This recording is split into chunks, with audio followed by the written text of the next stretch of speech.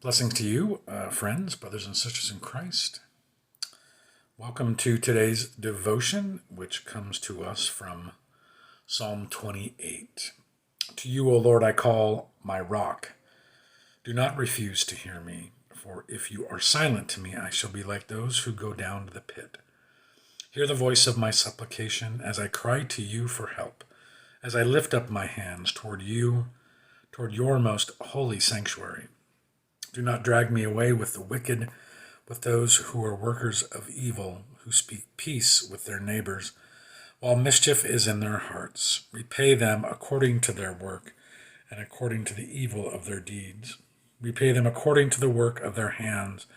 Render them their due reward, because they do not regard the works of the Lord, or the work of his hands. He will break them down and build them up no more. Blessed be the Lord, for he has heard the sound of my pleadings. The Lord is my strength and my shield. In him my heart trusts. So I am helped and my heart exults. And with my song I give thanks to him. The Lord is the strength of his people. He is the saving refuge of his anointed.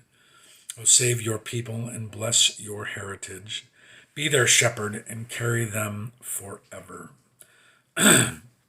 So once again, David finds himself in the midst of conflict and trial, and who, of course, does he turn to? But God, as he says, he is his strength and his shield. But one of the things that stood out for me was the beginning of this psalm where he is crying out to God, to you, O Lord, I call, my rock, do not refuse to hear me. And that's a real thing, I think, for most of us. It seems like it was a very real thing for David, that there was a concern or a fear that God would not hear his prayers as they were lifted up. And I think all of us at some times have probably doubted whether or not that's true. Does God actually care enough to listen to our prayers? Does he hear our prayers? Will he answer our prayers?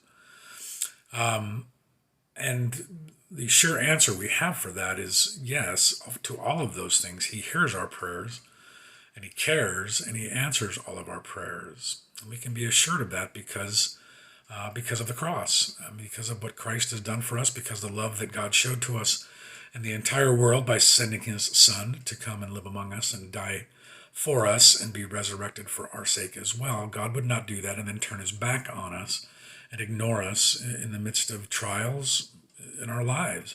It's just, I think it is often the problem is that God doesn't answer the prayers the way that we want them. And he always answers a prayer. It's a yes or a no or not right now. There's always an answer. It's never ignored. And if it doesn't get answered the way that we want, we feel like as if we've been ignored. Having a conversation with a child or a spouse or somebody, and you ask a question and there's no response, well, that would seem like they weren't listening or weren't hearing. But God is not like a human.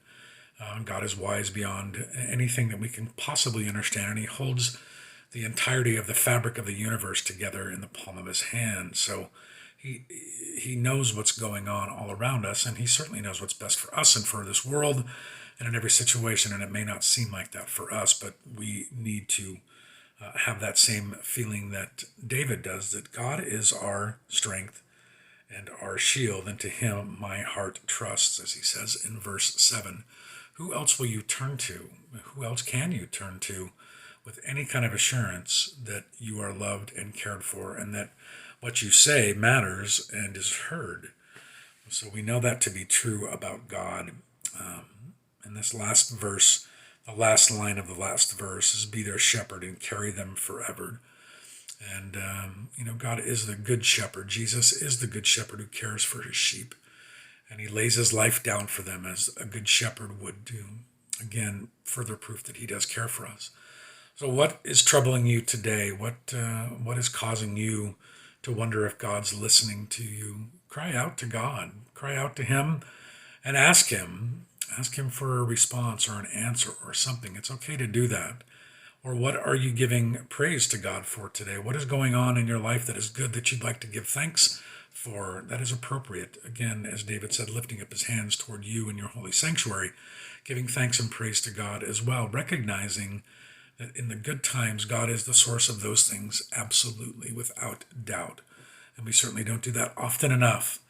And regardless of what your situation is and how you're feeling and what's going on in your life, carrying on a conversation with God on a daily basis, on a regular basis throughout the day, is certainly a way for us to feel His presence in a more powerful way, and take away some of that loneliness that maybe we're experiencing right now in isolation. So cry out to God, give thanks and praise to God, celebrate God, thank Him for the good things in your life. But if there are things that are going on that are troubling you, never hesitate to cry out to God or pray to God, and never ever wonder or doubt whether or not He's listening or hearing. He loves you beyond what you can understand, and your prayers are dear to Him. So pray often.